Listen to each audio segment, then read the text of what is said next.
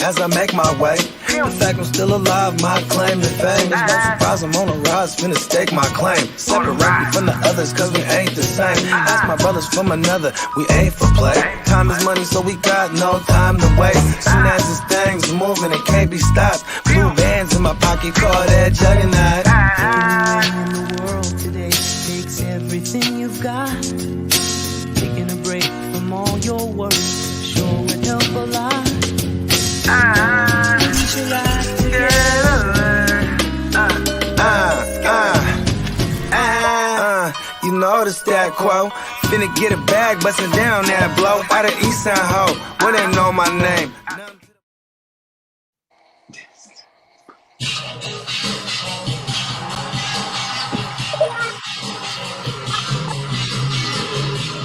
Oh, yeah. What up? What up? Fantasy Football Hustler back at you, bringing you another episode of Fantasy News today.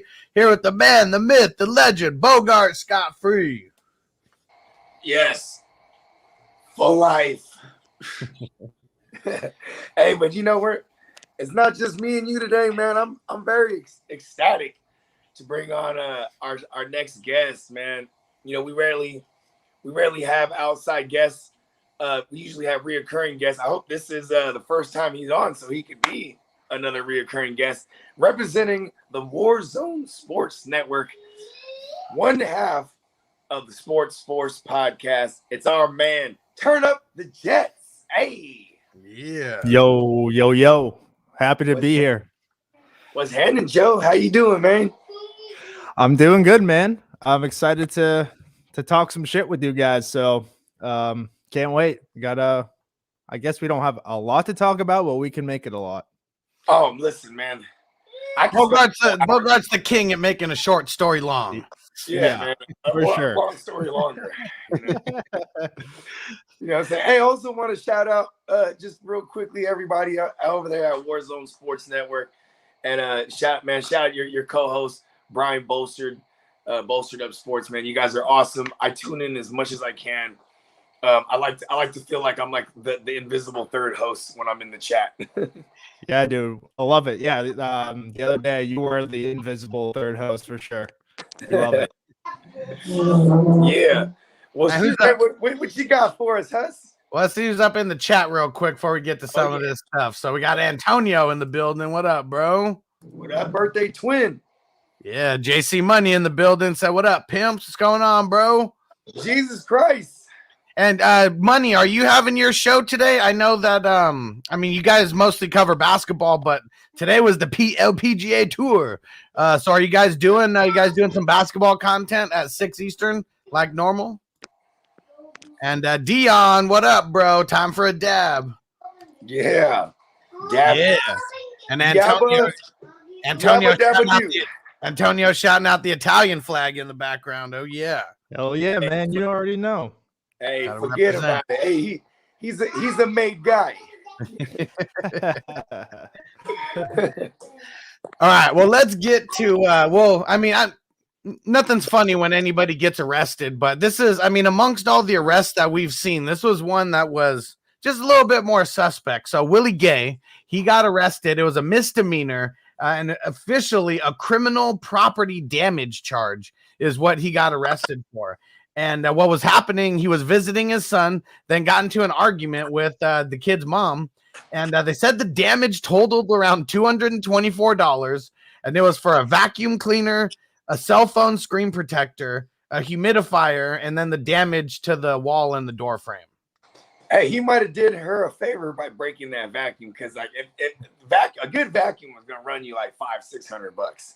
If you know what I'm saying, if she got one of them El Cheapos, you know what I mean, just to hell with it. You know what I mean. The humidifier that he broke kind of upsets me, because what if the kid has asthma? Maybe he's wheezing. You know what I mean. Now the kid's not gonna have his humidifier. Come on, man. And do you think he broke the entire vacuum, or do you think they're charging him for like partial broken vacuum? I mean, in my version, he picked up the vacuum and started smashing other things with the vacuum. That's how he broke the cell phone screen protector. He smashed the cell phone with the vacuum, Mhm. scuffed up the screen protector. She was trying to film him, right? And he swatted that thing, whack, and then picked up the vacuum and then smashed the phone. Yeah. Hey, you know what though? I will say, I'd much rather hear a story about anybody breaking things versus breaking a foot off in her ass. You know what I mean?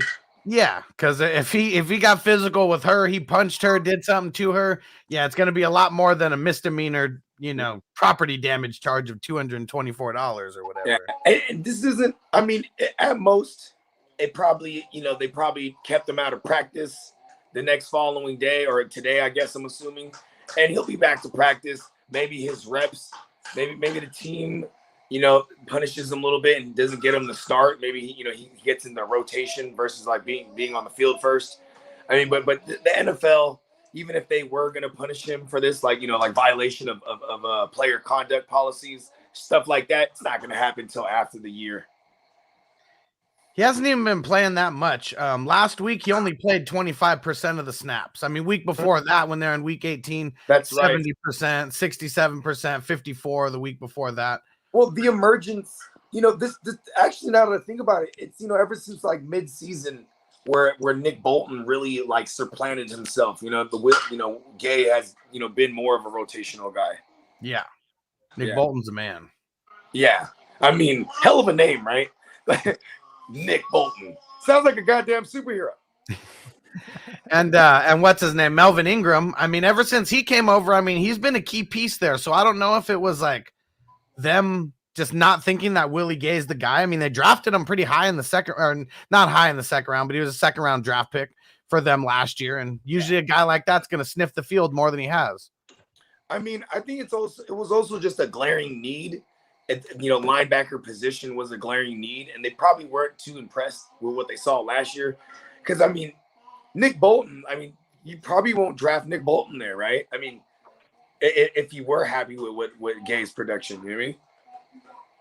Yeah, and he got hurt last year too, so didn't have a lot of film from his rookie year. And I don't even know how many snaps he played last year. It was like maybe double-digit snaps throughout the entire year. He barely played. That's a guy who won't play his full rookie contract with the Chiefs. He'll get released probably next year, and then he'll end up with the Patriots. That's just all. That sounds about right. I think he was hurt this year too, though, if I'm not wrong. He was. Yeah. He got hurt. He got hurt first year and at the beginning of this year, so he didn't even play until week 5 because he got hurt in like the preseason. Okay, so that's probably why he hadn't been in the mix. Because it was Nick Bolton and Anthony Hitchens. I mean, those were like the main dudes like coming out of the gate with all the snaps. Yeah, and Anthony Hitchens, he really dropped off in production. Yeah. I don't know what I mean. You just see after Willie Gay came back. I mean, Hitchens, he did get hurt. He didn't play like week 7 or week 8 or either one of those. But in the beginning, when Gay wasn't there, the least amount of snaps he got in the game was 66%, and he was hovering more around the 80-82%. In the first 3 games. Ever since that, it just went completely downhill. He still got 82% in week 5, but then like nothing. Went down to 20 in week 6 and then was getting anywhere from like high 30s to mid 40s. Maybe this is why Gay was so upset and he decided to take it out on appliances. On a vacuum, yeah. Maybe it's symbolic because he sucks. So he's like, what else sucks? A vacuum. You can tell I put thought into this logic. And what do you think? I mean, just while we're on the Chiefs defense, I mean, who are going to be some of the key guys who are going to be trying to shut down a Josh Allen, trying to shut down a Devin Singletary, a Stephon Diggs? I really like, I mean, first of all, it's massive not massive. It's imperative for Chris Jones to be able to get through that line and then disrupt everything. You know what I mean? They've been kind of using him as a hybrid, having him come off the edge, not just always playing, DT. And obviously Frank Clark, You know what I mean? And then Nick Bolton, who's came on, and then I'd say Les Snead. Les Snead is, I mean, he's a very physical corner. You want to out physical these guys because the Bills offense, they're very finesse. You know what I mean? Very finesse. If you bang them up, disrupt the timing. You know what I mean? And then on the flip side of that, Josh Allen is physical as fuck as a runner. You know what I mean? And they did contain him last year in the playoffs. You could tell the Bills made adjustments from that playoff game when they played them earlier this year. What was that, week 5? I believe so. Yeah, they made adjustments. I mean, but we all know Steve Spagnuolo he's gonna send the house all the time. Like he stays rushing 4. That's just how they get down. You know what I mean? And they might pay for it. Josh Allen's killing shit right now. And another thing is the Chiefs. They play the highest percentage of man coverage in the league. I think only the Patriots play more man than them. And Josh Allen, he has I think it's a 69% completion rating against man coverage this year. So I don't exactly see Steve Spagnuolo being like, you know what, we're going to change everything today. You know what I mean? I mean, it's Snead and it's Ward. I mean, those guys are savages. I mean, they don't really have to. I mean, they don't have to zone when you got 2 guys like that who can. I mean, it's not like they're going to lock down every wide receiver in the league, but with their pass rush, they're definitely more than serviceable cornerbacks. And I do think an X factor for the Bills offense is it could be another big Dawson Knox game. I mean, he had his only 100-yard outing was against them in week 5. You know what I mean? He had 2 tugs and over a hundo through the air. So I think it was only 3 catches though, but it don't matter. If there's 2 touchdowns in there, he could just have those 2 catches, and man, that's a great day for a tight end. Yeah. Yeah, but I think he's key here. And also just Singletary, man. Singletary has really surprised me because he was on a long list of guys that when I see someone have them in their lineup against me, I would laugh. You know what I mean? And it's like you can't laugh at Singletary no more. He's just been producing. Hi, Bogard. What's up, Noble? what Joe, I want to hear some of your thoughts, Joe, on who do you like in this game? Like to win? Yeah. I like the Bills to win this game. Mainly just because I honestly think the Bills are a better team, roster wise. I think they have the better roster, and I think their defense is gonna be what keeps them in this game. As good as Josh Allen was last week, their game plan was so perfect against Mac Jones. Mac Jones didn't even look like he belonged on the field for most of the game. So I love the defense. I love the secondary. I think if there's any secondary, even without Trey White, there's any secondary that can kind of, keep Mahomes contained, I think it's Buffalo. But yeah, I like Buffalo in this game. What they need to do is, like you said, Singletary needs to be a factor. Their run game needs to be a factor because I think that's what made them lose in the AFC Championship last year. They couldn't run the ball at all, and they were getting short drives and punting right back to Mahomes. So got to run that clock out, play good D. But yeah, I do like the Bills. I think they're getting hot at the right time. I feel like it's giving me that Buccaneers vibe a little bit from last year. We all the Bucs were Super Bowl favorites. We forgot about them, and then they got hot late. Same with the Bills. The Bills were Super Bowl favorites coming in here, or at least one of the favorites. And I think they're getting hot at the right time. I'm so enamored with his evolution. I've never seen a year 3 leap like that. And then he comes back year 4 and basically mirrors everything he did and look maybe even better this year. You know what I mean? It's insane. I've never seen that. You know what I mean? I've never seen that. It's crazy. Yeah.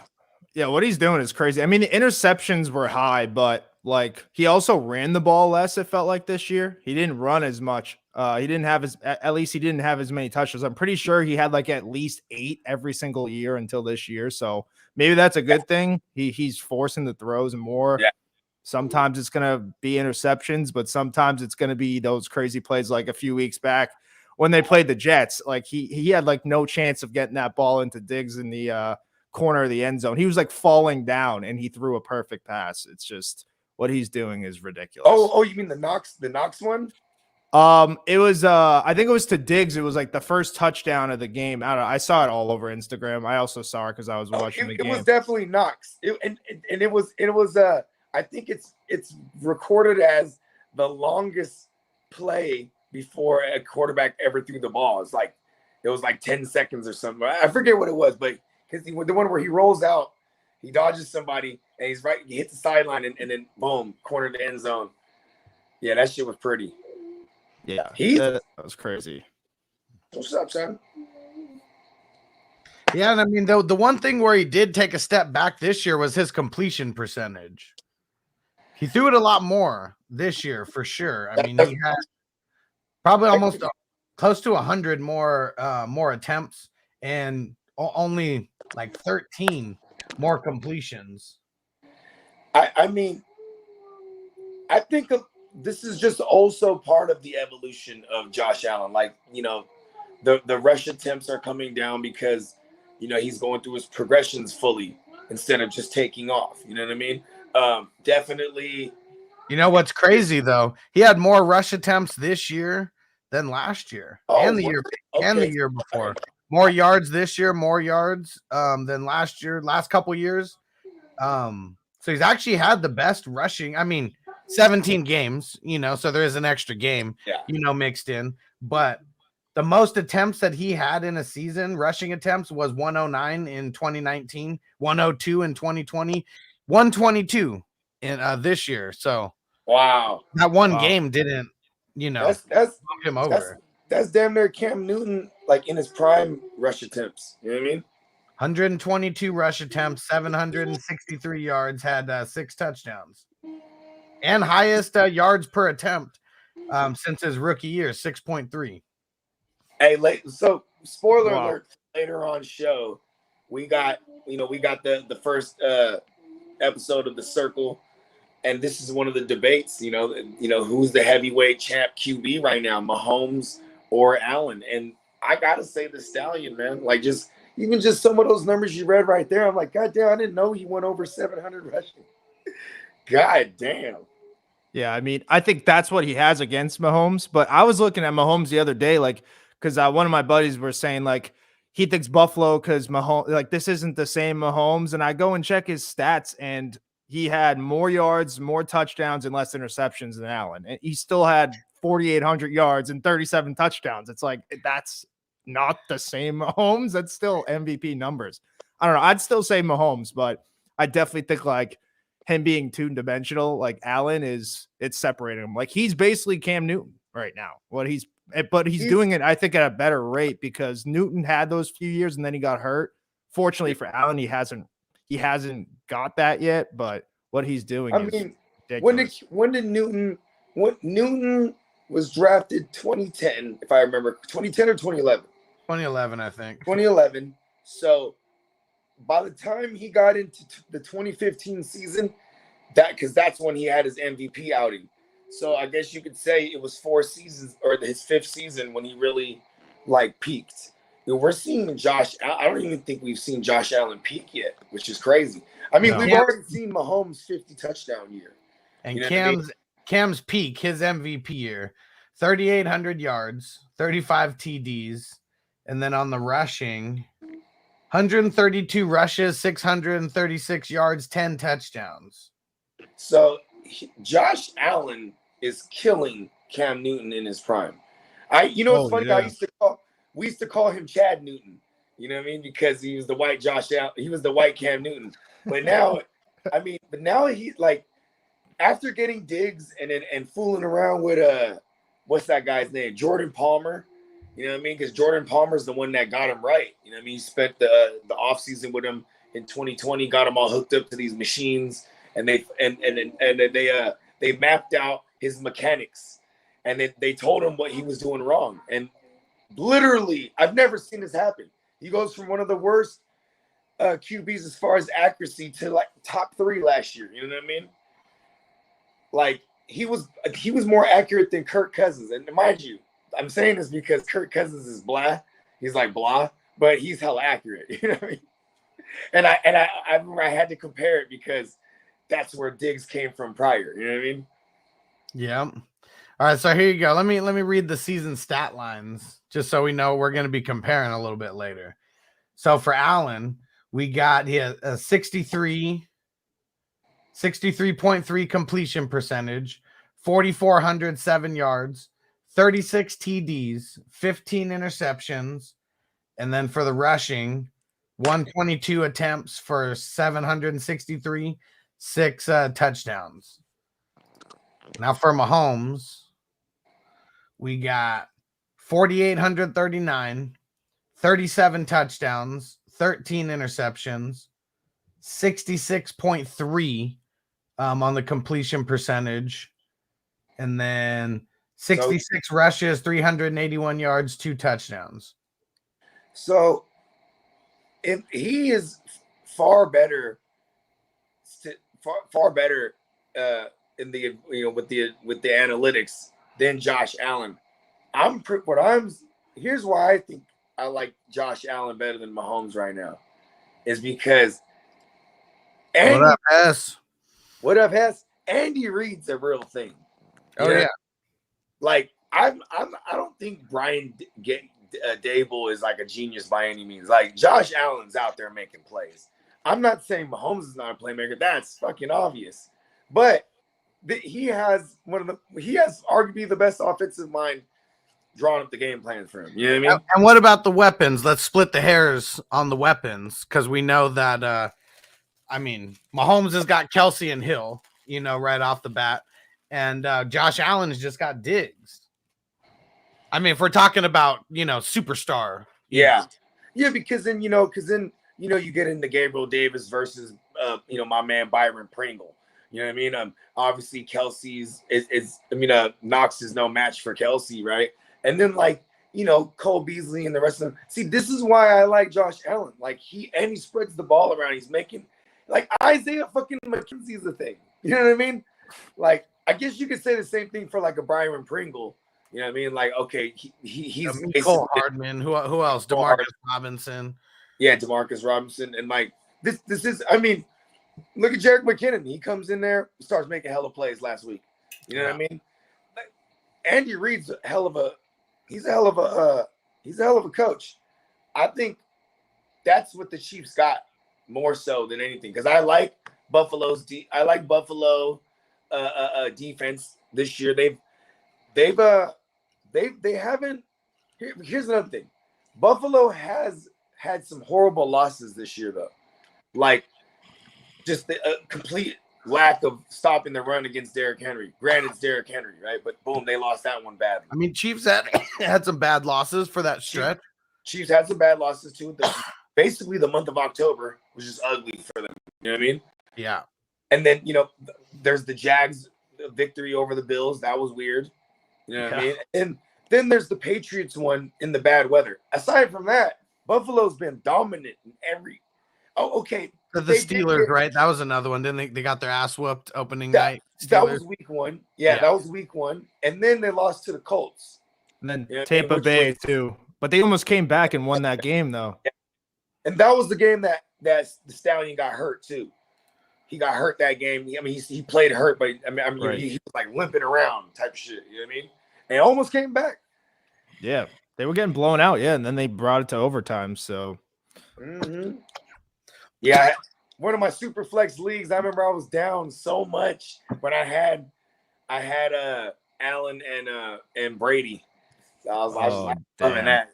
That was a monster one. But see, look, and that's another thing too, is Leonard Fournette went crazy on him that game. Like, I think they're kind of a fugazi run defense. I mean, even when they beat up on the Patriots the second time around, Damian Harris and Stevenson still went off on them. You know what I mean? Damian Harris had 3 rushing touchdowns that game. You know what I mean? It must depend on the scheme, because I know that there's some games where we don't really see the safeties too much up in the box. And then there's other games where we see Jordan Poyer in the box, like 40% of the time. It seems like he's always there. So it must have to do with the scheme of what they're doing for that game. They finna play that shell defense against Mahomes. Yeah. Time.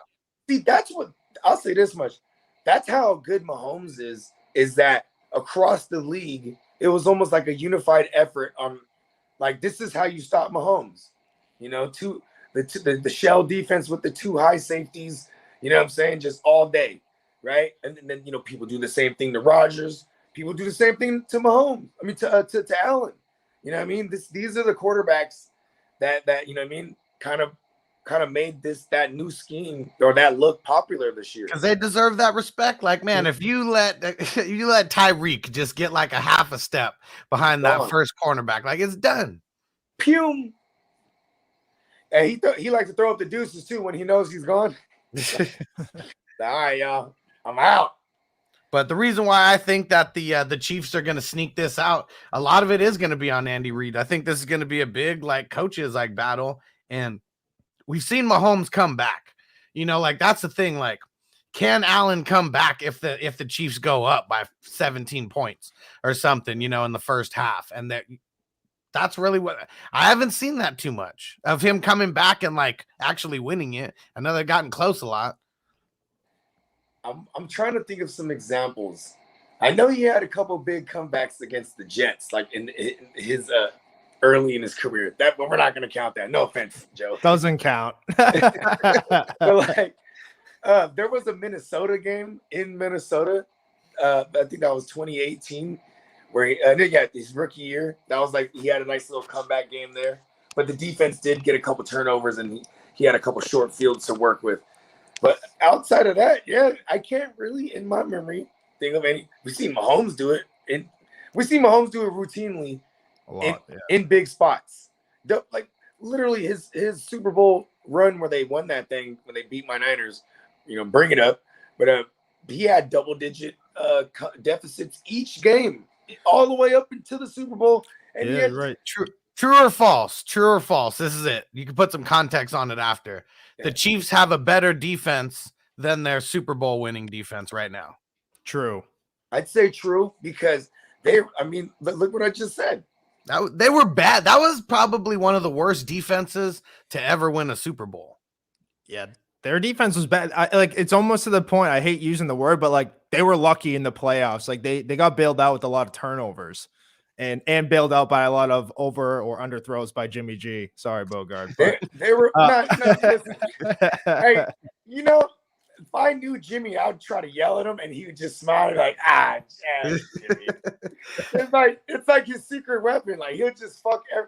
Jimmy's the guy. He always gets caught cheating on his girlfriend, and he just, hey babe, you know I love you. He's like, can't get inside, Jimmy. You know what I mean? Like he gets away with murder.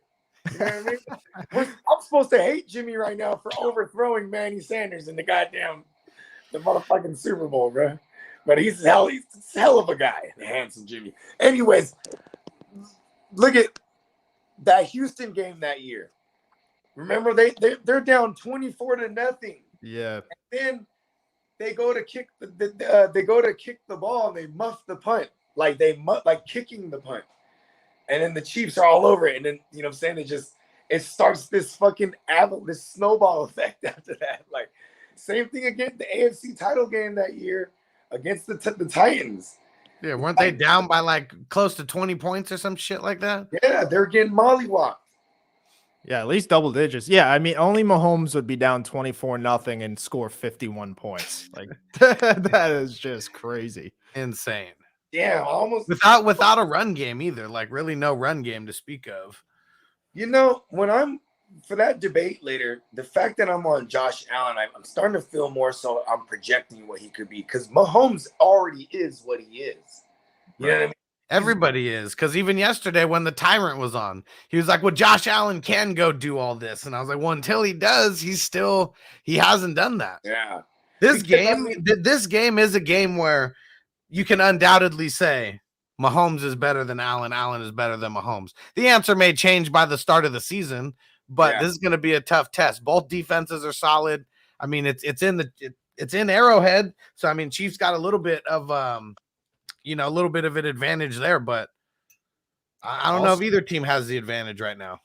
Also, if Mahomes has only lost in the playoffs twice, once in the Super Bowl, once in the playoffs, and both were versus Tom Brady. So that's the other thing that kind of gets me. Yeah, and wasn't that in nervous. it was in the AFC Championship too, right? Yeah, the year he won the MVP. Yeah, And it was a bullshit like holding call or something that didn't get called at the end. It was of the game. fucking Yes. No. They picked off Brady for the win, and then there's a fucking flag. Yeah, A fucking D Ford's ass. I remember he was lined up in the neutral zone like a fuckboy. And then they go down. Obviously reverses the call. The Chiefs get the ball back and they get down there, score a field goal for overtime. They lose the coin flip, and that was it, dude. Like, you're not getting the ball back when Brady got that thing. You know what I mean? Yeah. And you know what's crazy is I remember they talked to Brady, right? You know, Colleen Wolf or whatever, whoever the bitch is, right? They're like, oh, so how do you feel, Tom Brady? He goes, I just want to say, he cuts her off. Like, I just want to say, feels fucking awesome. Shout out to my parents and hi Gazelle, hi kids. And then after the interview, he goes straight to the Chiefs locker room. Did y'all hear about that? No, I didn't hear it. He goes into the Chiefs locker room and he asked to talk to Mahomes, and they let him in there. I'm like, dang, I guess Tom Brady got it like that. You know what I mean? But anyways, he goes in there and he gives him a talk. And Patrick Mahomes is the one who's the reason why I know this, because he came out and said this as of late. You know what I mean? Like that Brady went up in there and was just like, kid, you're gonna be the one. You know what I mean? And he won it the next year. You know what I mean? And then made it back the next year just to lose to Brady. He's like, listen, kid, remember when I said it, you in that locker room? Not tonight. And Facebook user said, do you guys answer questions on this show? Yeah, throw some questions in. We're always answering questions. You know what I mean? We love the people. And Antonio said, I really want to see a rematch of that Bengals Chiefs game. That was fire. I don't care who it is. Well, I guess if it's the Titans, it might be a little bit boring, but I'd love to see the Bengals move on and play either the Chiefs or the Bills in that title game. The Bengals, I mean, the Bengals are the most fun. Low-key people don't remember that Zach Taylor was the OC for the Rams the 2017 and 2018 year. So he knows he's been there. For contrary to belief, because people are like, oh, this is the first time he's been in the playoffs coach before. You know what I mean? And for what it's worth, I know the Nationals is the Nationals is the big stage. Joe Burrow played on big stages. You know what I mean? I wouldn't say last week was a great performance, but still good. They got out there with the W. You know what I mean? They got this week. They're playing the Titans. That secondary is gonna get picked apart. You know what I mean? But that they're gonna come up with a game plan for Burrow and Chase and all of them. That is true though, because this is one of the greatest coaches I've ever seen, low key, bro. Vrabel, I don't care if the schedule was easy. This guy knows. Look, he's beat everybody in the playoffs already, except for the Bucks and the Bengals. He's literally beat the Niners. He's beat the Rams this year. They beat. Help me out here. They beat the Chiefs, the Bills. And the Bills, yeah, with a hurt team, basically for the most part. Mm-hmm. I'm pretty sure AJ Brown didn't play that Chiefs game, and then nope. Obviously Henry's been out the second half of the year. Yeah, Henry.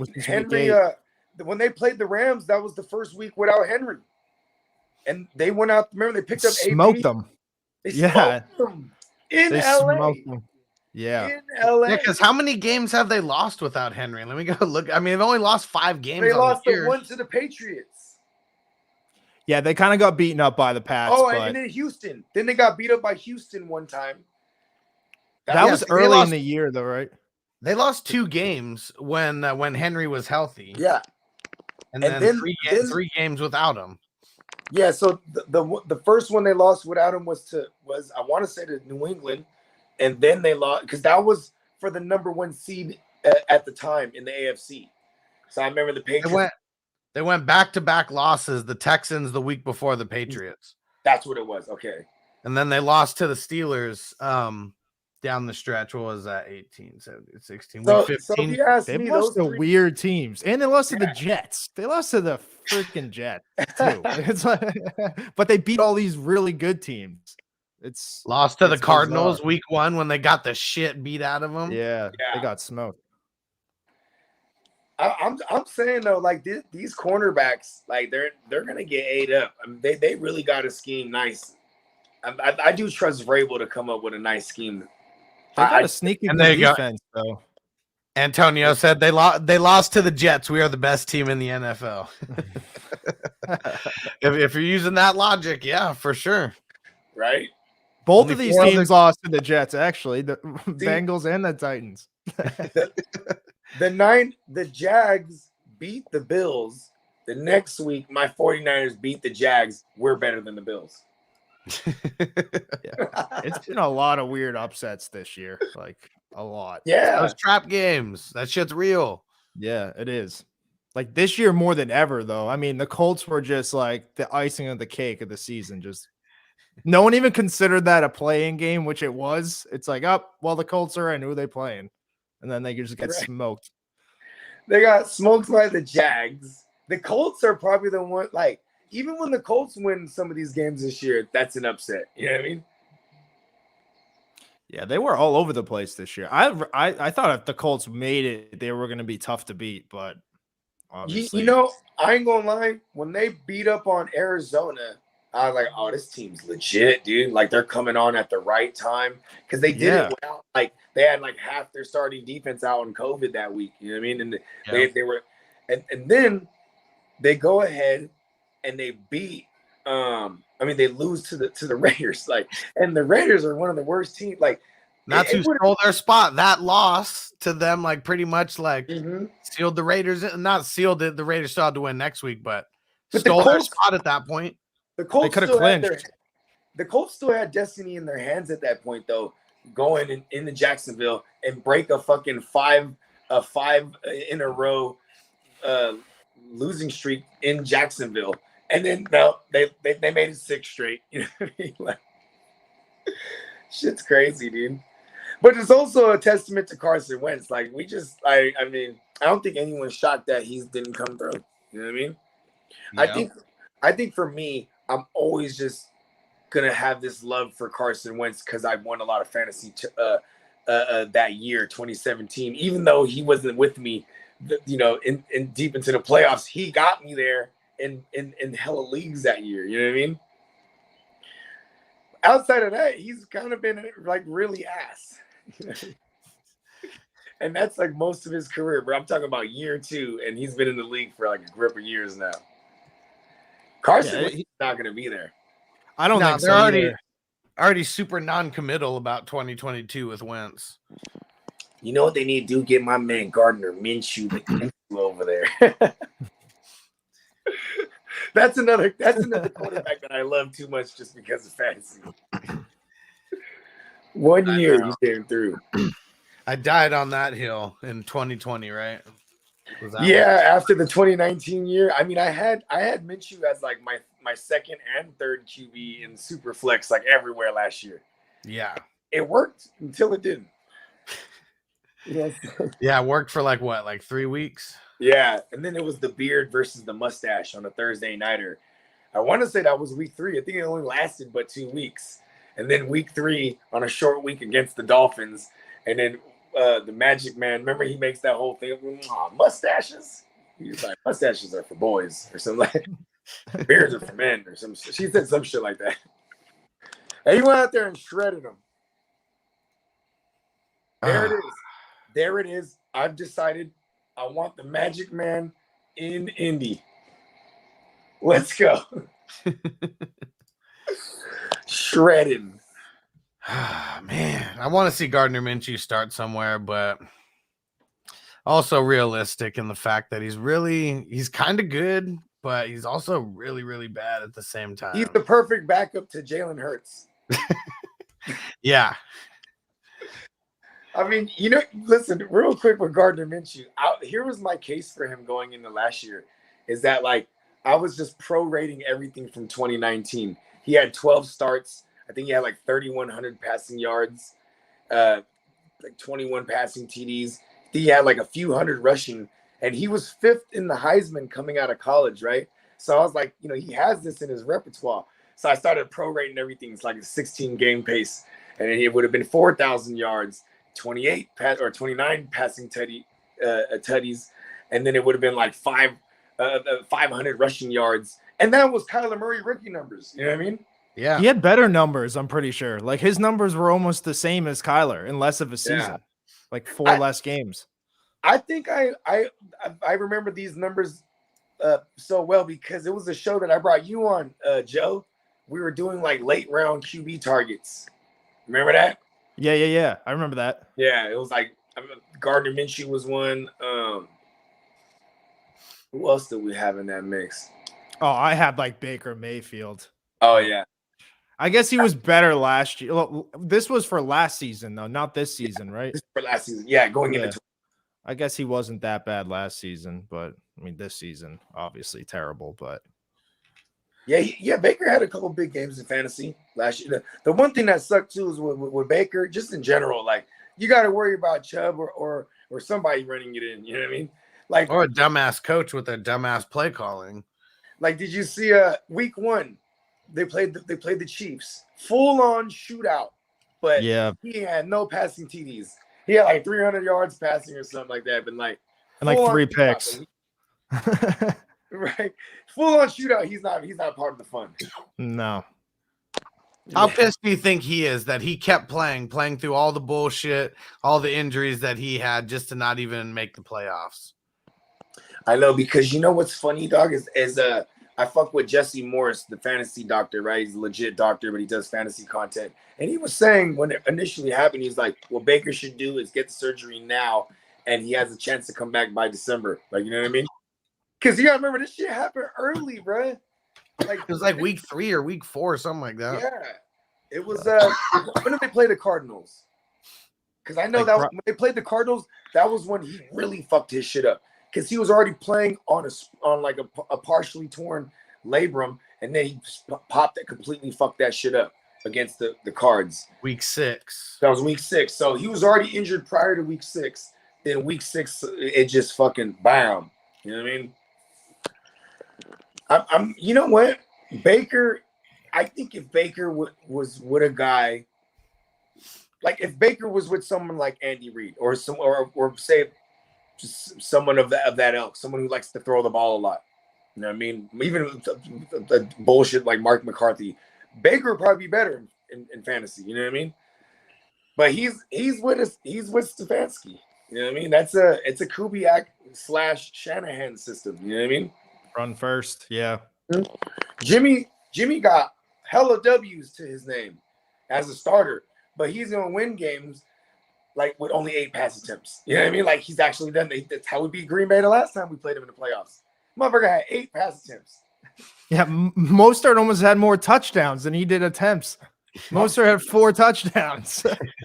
I'm saying, and I mean that's like, somewhere in the world, Trent Dilfer was really proud. You know what I mean? He was like, "That's how you." Yeah, right. Good defense. Everyone else around you is good. Yeah, that must be nice. It's everything Mark Sanchez wanted to be. Yeah, right. Mark Sanchez. Hey, you know what's sad? People don't remember. They just remember him as the butt fumble. They don't remember that he went to back-to-back title games. You know what I mean? Yeah, nobody gives a shit anymore. Because nothing was on the back of him. I mean, it was that defense back then. That defense was loaded, and they also had 3 Hall of Fame offensive linemen in Faneca, DeBrickashaw, and Mangold. I mean, that team was honestly pretty stacked, and then it was just Sanchez. Because it was supposed to be like Brett Favre's team, but obviously that was a disaster because we got Mangini playing him injured and all that. But I think once they lost those guys, they were like, wow, Sanchez sucks. Man, you know what's crazy is I can't remember. I mean, I wasn't on football like that where like I have Sunday ticket type shit like that. So I don't remember those Brett Favre Brady games. You know what I mean? But I mean that must have been tight. They've been playing each other twice a year. For that, it was only the 1 year he played with the Jets. That's when Brady tore his ACL. Oh yeah, this is 2009. Yeah, it was Matt Castle time. Yeah. Oh wow. Did you Hey, see Matt what Dwayne Bowe said about Matt Castle or whatever? He tweeted, he was like, imagine if I, like the old Chiefs receiver, he was like, imagine if I had Patrick Mahomes as my quarterback. And Matt Castle like tweeted him back. He's like, come on, dude, I'm just trying to take my kids out for ice cream. Like, he's like, you owe me dinner next time I see you. Like, come on, man. Hey, that's fucked. Hey, listen, Dwayne Bowe, you ain't gonna lie, he was sorry, man. No, man, come on. Like he was dope in fantasy. He had one really good year. He had the one good year. I'll give him that. But then he had that year. Was he on that team when they didn't? When wide receiver didn't score a touchdown? Yeah, he was on that team. Yeah, but that was probably the year that I was hyped about him too. That was Alex Smith's second year with them. I remember they beat up. That was the birth of the we're on to Cincinnati. Remember the Chiefs? They beat up New England and they bench so bad that they bench Brady, and then Garoppolo gets in there and he throws a tug. The first drive, he throws a tug to Gronk. But I remember Dwayne Bowe in that game, he caught one and dropped it in the end. So I was like, he was about to have one. Because not one receiver scored a receiving touchdown that year. That will never happen again. Like that can't not like how the NFL is run now. Like that will never happen again. Like no. That's almost like harder to like have the most touchdowns as a receiving group to have 0, to be honest. Yeah. Just different times. And let's help out the Facebook user here. And he said best site/app for a dynasty league. How many teams do you have in your dynasty leagues? How many roster spots? Does your league have a deeper bench without IR spots or smaller bench with IR spots? Just trying to get as much info and as possible and other opinions to see what everyone else is doing. And we're actually going to be coming out with a dynasty show where people could come in and ask questions, and we're going to give, our best settings, things like that. So the site/app Sleeper for sure. Sleeper. Yeah, easily Sleeper. Yeah. Sleeper hands down. Tell your friends about it. Matter of fact, if you have an already existing league, they will pay you to bring your league over to Sleeper. That's how cool they are. And like as far as Dynasty, I mean, I like your setup, Hustler. I like your setup a lot. I mean, maybe it's a little over people's head to do, 9 IDPs or whatnot. But if I'm doing Dynasty, definitely not having no team defenses, because that's just stupid to happen, right? I don't care for kickers either. No kickers in my leagues. And then, I mean, I would say super flex, because if you're not doing a super flex Dynasty, the rookie drafts aren't really as impactful to me. You know what I mean? Like this year, rookie drafts, like motherfuckers were like trying to decide to take Trey Lance or, Lawrence, or, you know what I mean? Or Javonte Williams or some shit like that. You know what I mean? Like because of the fact that it's super flex. And then if it is super flex, do it like we do over in the hustle leagues. And I actually adopted this in my other leagues too. Is the 1 point for every 15 passing yards. Why not juice them up? You know what I mean? Make those quarterbacks valuable. Yep. And so the reason why I like Sleeper, and I'm sure we're all on the same page here, ESPN, Yahoo, you can't do Dynasty. You can only do keepers. So you can't really do anything in the off season. And like the commissioners got to keep track of whatever the hell you're doing. So with Sleeper, it stays on there. You can trade, throughout the off season, all that kind of stuff. So that's really why Sleeper is the way to go. Yeah. I'm like, for a trade addict, trade advocate myself, right? Addict is probably more fitting. Yeah, I think addict. I think that's more accurate. Like I said, as a trade addict, I love the offseason in Dynasty. I done transformed several of my teams.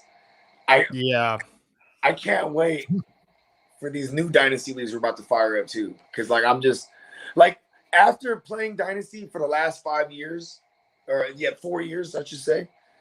You know what I mean? Going on year 5, I'm like, I can handle more than 4 leagues because it's just a ton of fun. And like, you don't have like being in multiple dynasty leagues, you get a chance to construct your different type of teams. You know what I mean? Different strategy too. This is I think I'm going on year 3. But yeah, the trades are crazy. I'm pretty sure in the offseason, one time in my league, like everyone makes a ton of trades. There was 11 trades in one day. One day there was 11 trades. And honestly, like I love Dynasty, but at the same time, I'm also a trade advocate. And to the point, it's like I'm already seeing myself, why the hell did I make that trade? Because it's like it's not just like because you have to look into so much more. I traded McCaffrey, honestly, and I'm very happy about it. I think I traded him for Mixon right before Mixon just started going off. Mixon, Michael Carter, Jerry Jeudy, and a first round pick I got for CMC, and then CMC got hurt. But you killed that. I think I did too. I mean, that's the thing though. Like I killed that one, but then I think I traded like T. Higgins for Josh Jacobs, and I regret every minute of that. But I also traded Antonio Gibson for T. Higgins, which I also regret that too. So it's like whatever. I did 9 dynasty startups, and for each one I tried to do something different. I just tried a bunch of different strategies. Like in the first one, I ended up getting the 12th pick and I traded up for the number 1. I believe it was that one. It was the first one. And then the second one, I ended up getting the first pick and I kept it. And then the third one that I was in, I ended up getting the first pick again, but I traded back for that. And I ended up winning a championship with that team because I ended up having Burrow, Chase, and Aaron Rodgers in a super flex. And it's crazy because the evolution of all these drafts towards the end, I didn't even want to trade. So in the 9th one that I was in, I didn't make one single trade. I might have throughout the season, but not in the draft. I didn't trade one pick in the draft, and that team ended up winning a championship also. It's funny because I took down 5 titles this year out of 21 leagues, and in those 5 teams, I made at least 4 trades, maybe 5 trades in each one of those teams.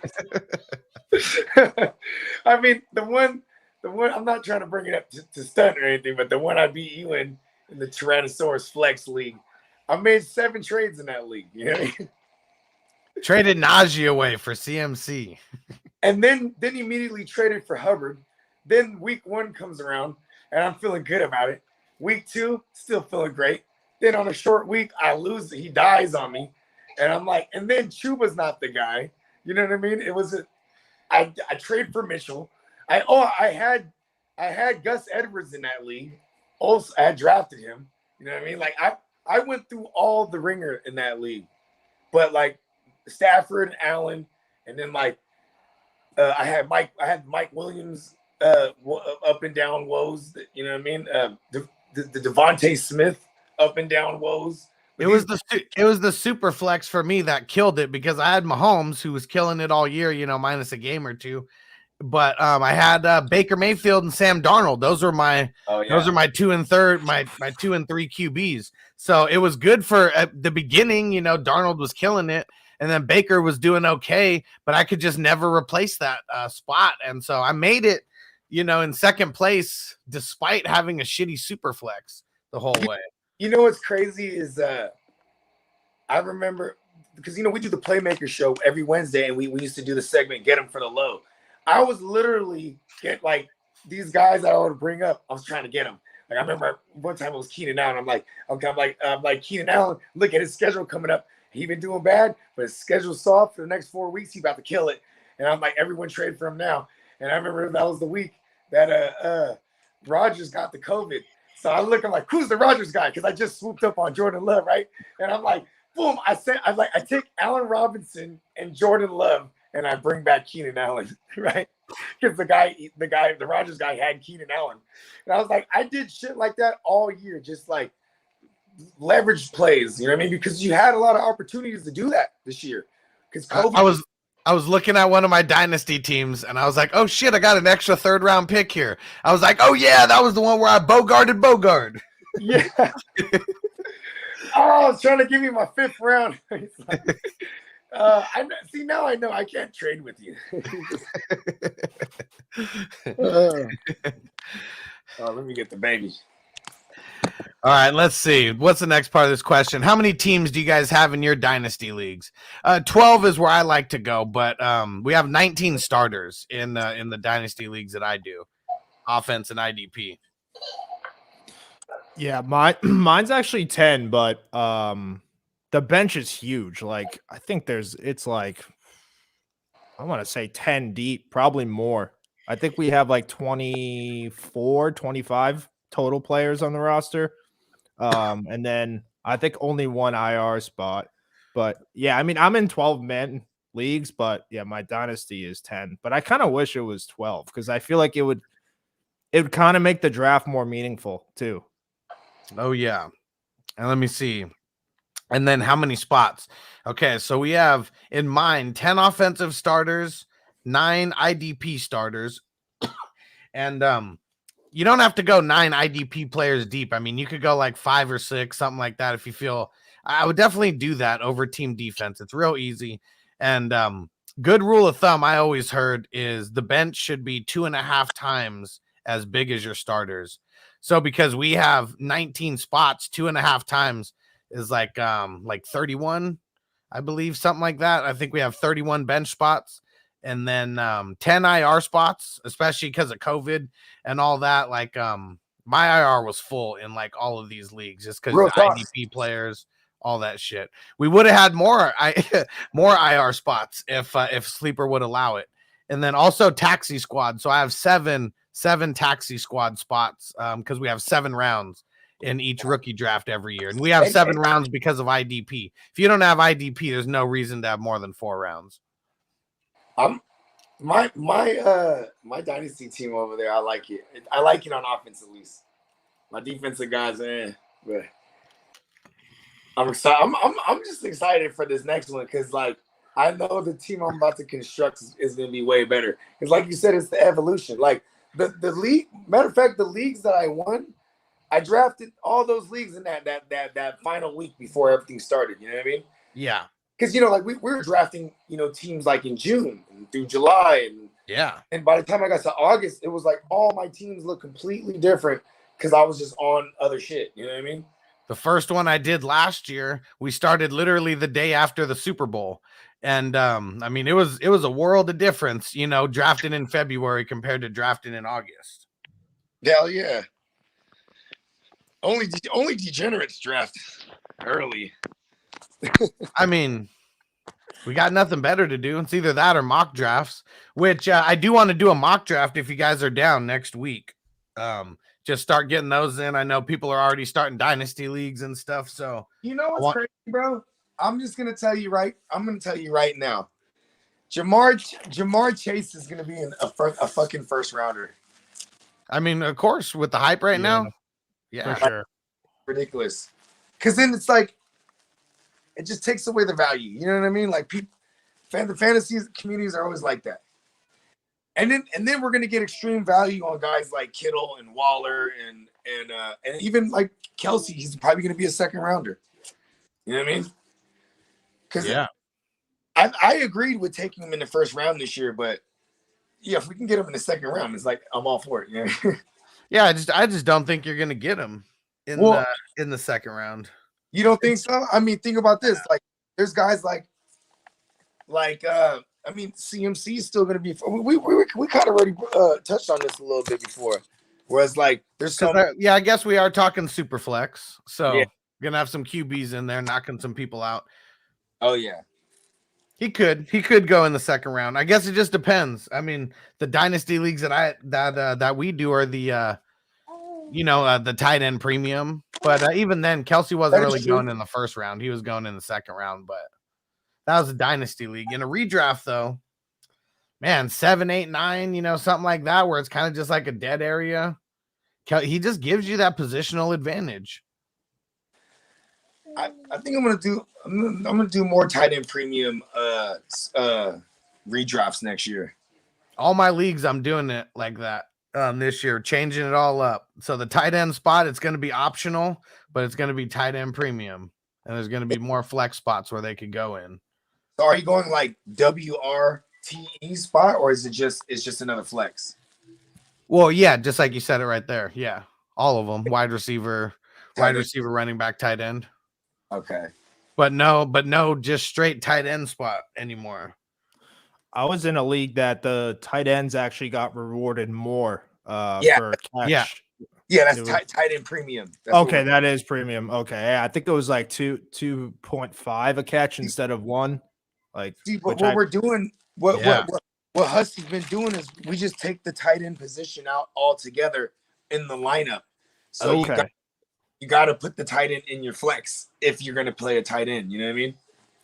Yeah, I kind of like that, honestly. Then that makes it like, I guess you only really start the top tight ends, basically. Yeah, because the tight end's such a wasteland. I mean, like look at this. It's it's probably going to be Andrews, Kelsey,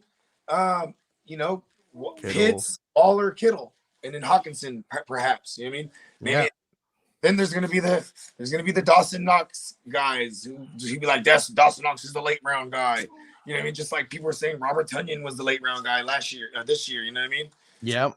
And then then you're gonna have guys like me that are gonna be like, depending on what Russell Wilson does, if he's still in Seattle, I like Gerald Everett a lot. You know what I mean? Like, he really came on. Yeah. Let me get back to some of these questions that we had. Hess said, we're looking to move our league next year off the CBS platform. Sleeper will pay us for that. So I don't know if they're going to continue that into 2022. It was a redraft league that they were paying for. It was like in August. If you moved your league over and like half of your league was brand new to Sleeper, they gave you like $100, I believe it was. And you can move like 3 leagues over.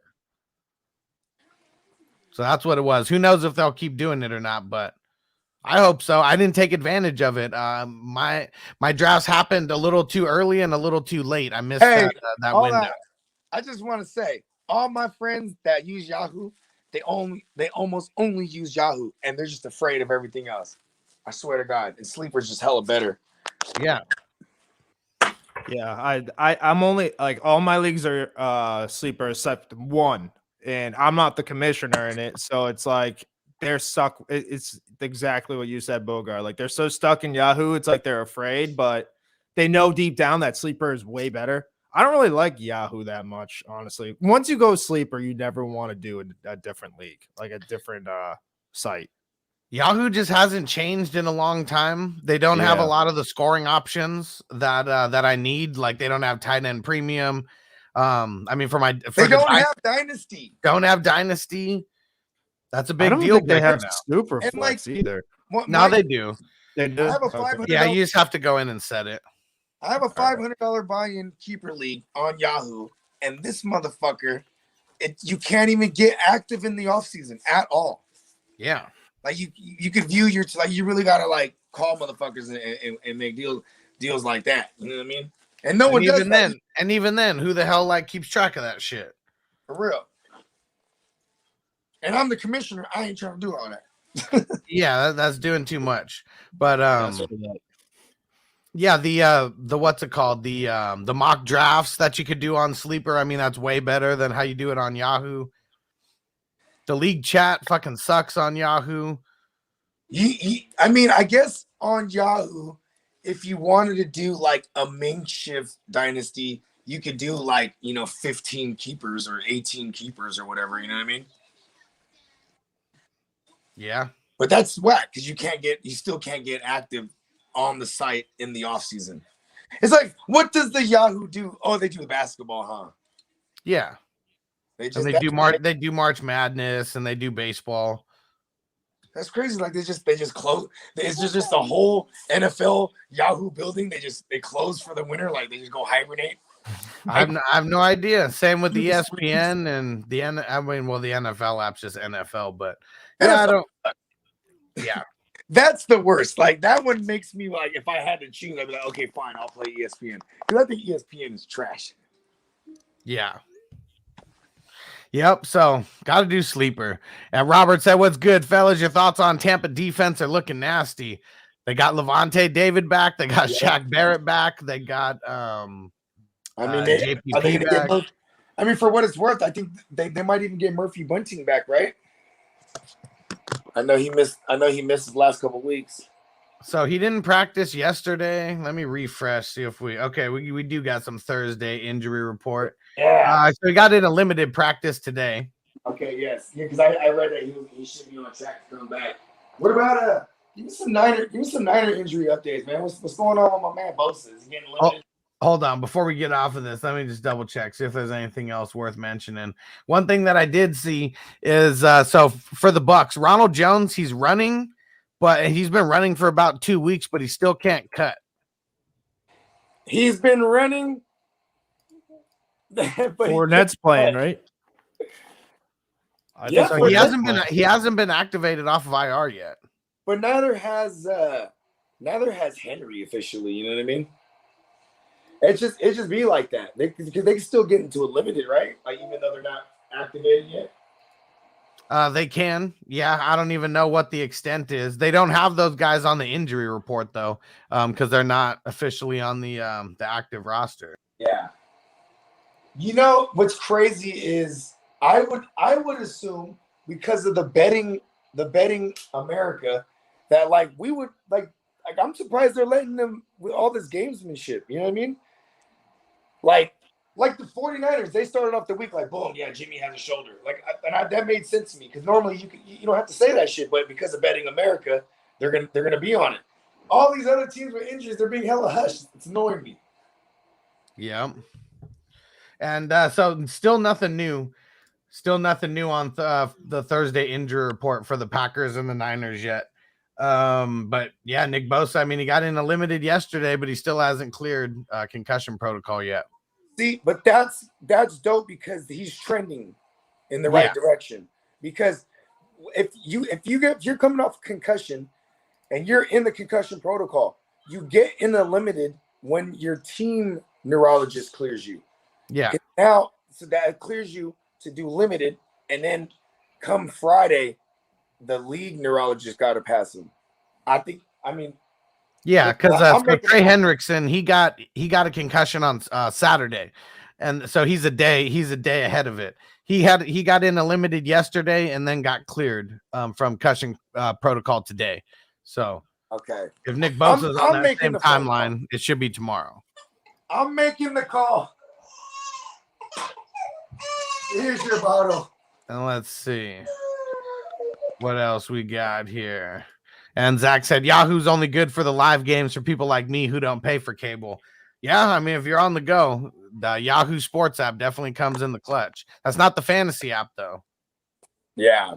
I mean, they have select games that they show on the app. It's like whatever's being shown on cable is what they show on the app. On the fantasy app, right? No, just the Yahoo Sports app. Oh, okay. All right, let's see. Matt Hill said rookie picks are the best thing to trade for midseason because everyone thinks they're going to win it all and you can scoop up 4 of them real easy. Yeah, for sure. I got an extra first-round draft pick for trading away. Who the hell did I trade away? McKissick. It was like McKissick and someone else, and I can't remember who I got back. Hold on. It was McKissick and Bateman, and you brought back Van Jefferson in the first. Was that the one? Oh, yeah, man. So you got a better memory than me. That's the exact one. I remember when it all started. It was a big bang. And Anthony said, I'm going to get into a couple. Oh, yeah, bro, you better. Because I don't know how many dynasty leagues I'm going to start. Maybe like, I don't know. Because I'm definitely. Brett, don't even say a number because you're like, we got 2. That's gonna turn into 4. And then I know. I'm going to keep it more exclusive than it was last year. How about that? Just stay tuned because here's the one thing about Dynasty too is like, you know what I mean? We do like Anthony. It'll be awesome if Anthony's in the league with us because I feel like we know Anthony because he's always rocking with us. You know what I mean? Like, yeah. Because Dynasty, we don't want motherfuckers that jump in and then next year they're like, I don't want to come back, bro. Like, you know what I mean? That shit's fucking annoying. Yep. We need the real true degenerates. Calling all degens. And Zach said that 12-team playoff league, that's something that gets down there. I don't know, half the people at the end. Well, yeah, I mean, 6 out of 12 make it to the playoffs. Yeah, half the league. Well, you know what I mean? depending on how competitive the league is. I mean, we had a couple leagues where, I mean, the top 9 teams were in it. It just came down to like points at the end or something. I had a league. I didn't get in. I was 8-6. I was so hot. You know what I mean? Then I had what was the Heart to shout out to the Heart to Start. Their super flex league that I'm proud to say I'm a champ. But what was it? I was 11-3. The 2 seed was 10-4. You were 10. Were you 10-4 as well? You were up there. Not in the Heart to Start. I think Okay. I was maybe I just 1 or 2 remember, less like, than that. I squeaked in at the 6. Yeah. Okay. I just remember everybody was like damn near double digits in that motherfucker. Yeah, I mean, I know I had a winning record for sure. Yeah. I think it was like 9 though. It was either 9 or 8. So what's up? Yeah. And Matt said it's so weird drafting this time of year because there's like 7 new head coaches or 7 more QB changes most likely coming. I say wait until the summer to do a startup draft with all the rookies in it. So we're going to be doing multiples. So it really just depends on, if someone's only going to get into one dynasty league. Yeah, I'd agree with you, but you got to have the patience to be able to hold out. That's the tough part. And Dad, can you open my package? yeah, It's been there for like a week. got you. And Matt said if you take the tight end out, there should be at least 3 flex positions. Yep, in the dynasty leagues that I have, we have 3 flex positions and no solidified tight end spot. Hey, okay, dynasty. Who's QB1? I still think it's Mahomes and Allen's number 2. I mean, and you could flip-flop either one, flip-flop either one. I think Joe Burrow's number 3 Yeah. in dynasty startups. Because I'd rather have that. So in the hustler leagues, you get 0.25 per carry. So that's why a guy like Lamar Jackson was a little bit higher in the hustler leagues versus other ones. But I don't think anyone's going to care about that this year because, I really feel, I mean, Mahomes, Allen, Burrow, and however you want to intermix those guys or whoever you want to cheer for longest. What are your thoughts on Mac Jones next year, like in the super flex? Like I feel like I'm gonna have him as a 3rd QB, like in a lot of ways. Come on, man. You gotta love the value because he's probably gonna go outside of the top 12 QBs, like for sure. Like this past year, when we had like the rookies in there, I mean, maybe he was going like QB 18 or 19, something like that. Like he'll probably be a little bit higher than that. But I got him after like. I remember I drafted Kirk Cousins as my 3rd QB in that league. Yeah, see, here's the real question, though. How far does Trevor Lawrence fall? Because in these dynasty leagues last year, like, shit, he might have went top 10 in some of them. I took Burrow over Lawrence. And I remember the guy after me, I was 9 overall. I pick Mighty Joe Young. The dude we missed 420. Let's smoke it up. Yeah, the dude after me gets in the chat and he's like, stupid. Oh, taking Lawrence easy. And I was like, okay. Love Joe Burrow. Yeah, and I mean, out of all the QBs that I was on this past year, I didn't get Lawrence one place, not at all. Timing didn't work out. I wasn't trying to pay up for him. I think I got Lance in one of the leagues. I got Wilson in 1 or 2 of the leagues. I got Mac Jones in a couple. And I think I got like Justin Fields. I don't even know if I got Justin Fields in any of the dynasty leagues. I got Justin Fields in a single QB dynasty. Okay. Yeah, but I mean, it was just like he was there. You know what I mean? See, that's why I hate single QB dynasty. It's so boring. Yeah, you got to have the 2 QBs. I mean, unless it's like 16 teams or something like that, because there's just way too many QBs to leave that many on the bench. I'm saying. Yeah, like everyone wants to put all these extra flex spots in there so they can play 5 or 6 running backs and shit. But you don't want to play more than 12 QBs in a week? I mean, even my single QB homies, right? They think super flex is stupid. Yeah. I had someone argue with me that, oh, wow, 2 QBs, It's not even how they do it in real life. I'm like, it's fantasy. This is not real life.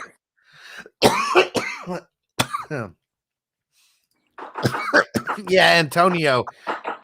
He said last year he was so nervous to draft Burrow at pick 8, and now I'm happy as fuck that I have Burrow as the GOAT of my QBs. Yeah, because I'm not going to say Antonio got a lot of shit, but that was the earliest that Joe Burrow was going.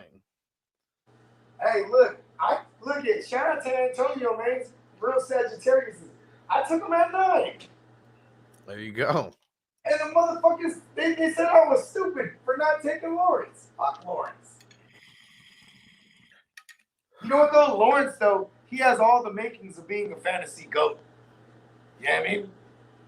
Like, what do you mean? Like white Because, QB, like, 6'5", long blonde hair? Nah, it should be shitty. Like the defense, like, you know what I mean? They should just be like, they should be playing from behind a lot. You know what I mean? Yeah. And Matt said Superflex is the way to go for sure. I switched my keeper league to a Superflex and my friends like it. Yeah, I mean, I guess it sucks if like no one gives you like any pointers at all about how to handle a Superflex league. I mean, shit, we're coming out with content like giving you draft advice and draft strategies and mock drafts, you know, and then we're drafting against you. We almost only do Superflex. Yeah. You know what I mean? And that's another thing too, is like, you know, be on the lookout for all the mock drafts we're gonna do throughout the offseason, y'all, because we'll be doing single QB mock drafts, we'll be doing Superflex mock drafts, we'll be doing Dynasty startup mock drafts, you know what I mean? Hell yeah, that shit's fun. And Matt said, I'm a hardcore Dynasty degenerate. Would love to be in your Dynasty leagues, bros. Yeah, you got to get into Patreon. So go join up in the VIP crew. Just go to patreon.com/FFHustler420 or go to fantasyfootballhustler.com and it'll be the top link that you can click on. So yeah, you join into the VIP crew. We're going to have these leagues. Starting literally so the day after the Super Bowl is Valentine's Day. So I'm not trying to get a bunch of us like shot by our partners or whatever. So we're going to start those drafts 2 days after the Super Bowl. It's going to be 2 leagues that are starting in February. Hey, look, bro, my girl has shot me for less. I saw that too. I was like making the bylaws for the league and I was like, oh shit, we can't start on February 14th. Like, man, I'm getting in trouble. I'll be using this little toy dinosaur tail, right? That's how you got to get it real nice and pack it in that motherfucker. You know what I'm talking about? Yeah. It works perfect. It was like it was made for it. I was like, what do I got in my drawer? And how random is that? I'm like, what do I got in my drawer? It's a dinosaur. And MJ23 says Fournette playing. I mean, we're hearing that he's going to play, but nothing's official until it's official. He still hasn't come off of IR yet. He playing. I think he's going to, I'm saying he's going to play. I mean, I think he's going to play too. What gives you the idea that he's going to play? Because you're going to need, you see the firepower that the Rams have, you know, through the air, and they have all of a sudden a 1-2 punch on the ground. Like they need to be able to keep Stafford off the ground, and because you know when Stafford's bad this year with the Rams is on those games where he's not able to extend, to have these long drives. You know what I mean? Like, because he's a rhythm guy. I've noticed that more than ever. You see him when he gets into a bad rhythm too. You know what I mean? He was in good rhythm. He was in good rhythm against the Cards. I think they got all the momentum in the world right now. They need a run game to take away some of that momentum coming off their big win. And he was practicing today, playoff Lenny. So step in the right direction, that's for sure. And yeah, David P says just pay for the full year on Patreon. That's the way to do it versus like paying every month, lock it in from January all the way to next January. Look at, I'm your man's. And I was like, man, let me just get the year. You know what I mean? I'm just gonna pay for the year. I haven't even clicked on it one time. That's just the type of support. But also because that just locks me in. It gets me into all the leagues. You know what I mean? Yep, because we're having dynasty leagues, we're having a redraft, we're doing the big best ball tournament again, where the winner took home $1,000, like just off of $20, off of one $20 entry, and yeah, it was lit. We're gonna keep it rolling.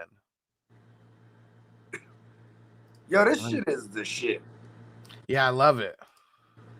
Especially for the debate show tonight. I'm gonna have to be writing down scores and shit and hitting the ding and hitting the buzzer and all this type of shit. And so, man, I'm just gonna have that packed to where just, every so often I'm just gonna be hitting that. I might have to reuse the stick. I don't think you can, but good luck trying. I'm about to waste Halloween trying. All right, ran through all the sticks, B. All right, well, shit. I think it's a good time to get up out of here. So just make sure you guys tap back in. It's starting at 4:20 Pacific, 7:20 Eastern time. The stream is already up. I'll put the link in the chat right now. Just set a reminder. Make sure you guys tap in. This shit is going to be lit. I'm going to be here. I'm going to be your host with the most, the butter for your toast. Got the dings, got the buzzers, 30-second timers. Oh, yeah. You got to be quick and precise. You can't be copying anyone else's shit or you're going to lose points. Oh, yeah. And every single round, someone is getting eliminated.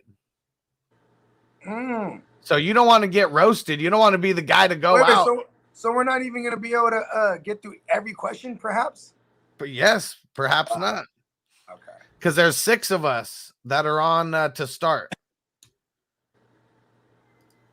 6 that are on to start. It's going to be, hold on, let me pull it up. It's going to be Bogard Scott Free. It is going to be JC Money Design. It's going to be the Fantasy Tyrant. It is going to be TD Fantasy Good Sports. Spencer the Guru and the Peacock. Are we putting this on my channel too? Yep. Sick. It's already there. I wanted to wait until after this before I sent you everything, so we didn't mix it up. Because I would do that. Texted it to you, JC Money. Yeah, and check this out, everybody. You know what I mean? Also check out last night's episode of the Real Fantasy Playmakers. We did a more in-depth deep dive on divisional weekend. And I'm just on shrooms like a motherfucker. It's hilarious. Yeah, go watch that shit. It was real fun. It was real fun breaking down the playoff matchups. I love it. Oh yeah. And Hess said technically you can reuse them, but you want but more went out today. Yeah. Man, shout out to Hess, man. You're the man, Hess. Oh yeah. And Antonio said it's like that show in ESPN with the points. Kind of. Yes. It's going to be our version of Around the Horn, but just with more weed smoking and more cursing and more shaming once you get knocked out. If you get knocked out, do we get to be judges too? You know what? I was gonna have people just stay backstage, but maybe we can have the people who are out critique the other people who are in or something. I like that idea. Yeah, okay. We're gonna be workshopping this the whole time. We're learning this on the fly. We just know we want to have a show where we get to argue with each other and talk shit. Yeah, but see, it's got to be focused though, because you know what I'm saying. In order to argue more, you have to excel to the next round. Oh, yeah, definitely. And we're breaking down all the games is really what these questions are based off of. And then for the showdown question, that you don't want to miss that one. So we're going to have 4 people eliminated. So it's going to come down to the showdown. 2 people are going to be left over. And that's a real funny question that we're going to be going all the way down to. It's you don't want to miss the showdown question. That's the funniest one of them all. The other ones aren't even really funny. The showdown one, though. Oh, yeah. It's a keeper. I remember when I first started fucking with Sports Me, like I had 30 seconds down packed, like fucking hella information. I'm trying to I don't know if I can channel that because I kind of want to eat some mushrooms to do the show, but it's really early. I think I have something to do later. I'm supposed to go to the studio later. Nice. Yeah, I might get some mushrooms in. Yeah, and when you go to the studio, don't forget, get a whole bunch of those background tracks for us, because we're gonna have hella highlights from these college prospects. The first one that I'm doing is Aiden Hendrickson from Michigan, the defensive end. The dude who won fucking every single award that a defensive end could win, Heisman Trophy finalist. Like, this dude is a motherfucking beast. He was a Heisman Trophy finalist as a defender. That's already says a lot. Yeah, and a defensive end. You know, Was there only one? Only Woodson. Woodson's the only one who's ever won the Heisman as a defensive player. That was a question, on the trivia show that I was on? I'm pretty sure. Yeah, I remember I killed that one. I was like, I got this. And Antonio said, "Bring Luigi. He speaks faster." Yeah, he really does. And Hess said we need to do a Super Draft Pro for tonight's game with all of you. And so I'm not in this one. I'm going to be the host until we can figure out getting another host right now. But I'll make sure that I keep everyone on track, and I get to haze everyone and talk shit about everyone at the same time. You know who would be the awesome host, because he's dry as fuck, is Blake. Hey, Blake just bought a house. He got a whole a studio UWAP now. You feel me? So he might that might be something, because we can have him wear the suit and everything. Hey, is he balling like that where he can finally say, "Hey, I'm not going to be here this day and this time"? Boy, it's still nah. He's there all day. He's married to that place. You know what I mean? I know. But Tuesdays is his days, though. You know what I mean? Okay. Yeah, we'll figure that out. And Antonio came in and said, "Bogard's my champion," and Hess said, "Smart pick." Nice. Can't be fucking up early. Everyone's gonna be on their P's and Q's. And the way that I'm doing it is I'm gonna have my stopwatch going, and as soon as the 30 seconds is over, I'm muting whoever's talking. Nice. So you're not going to get those extra couple seconds of the thought or whatever. I'm literally muting it, and however many points you got in, and can you be like when it's counting down, can you be like 10 seconds? Yeah. Okay. I'm going to do that. All right. Yeah. It's either the 10. It's either the 10 or the 15. I was going to ask you guys what you think is better. I like the 10 because that makes people nervous. Yeah. And I almost want to get some kind of I'm just gonna have to say it, because the what's it called? If I do it off the stream deck and it comes in a second late, the 10 seconds won't be accurate. All you have to do is just tell us when it's 10 seconds. You don't have to count it down from there. You just that's the heads up, and then get your trigger finger on the mute button. I need to get the little clapper things like they use for the UFC, the little Yeah. And Hess said what time? 7:20 Eastern, 4:20 Pacific. So the perfect time. All right. I'm about to, you know what? I'm not going to be the same man the next time you see me. I'm ready. Got to get the Rocky training going. I'm going to go get, make sure we all got our intro music. And you guys are going to really like don't be late, because you got to see the intro for the show. Because we are now formally known as we're now officially known as the Fantasy Nation. Oh yeah.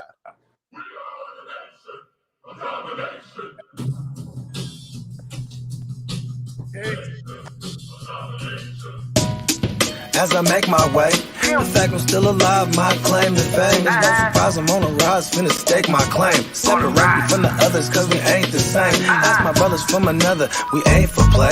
Time is money, so we got no time to waste. Soon as this thing's moving, it can't be stopped. Blue bands in my pocket, call that juggernaut. Everything in the world today takes everything you've got. Taking a break from all your worries sure would help a lot.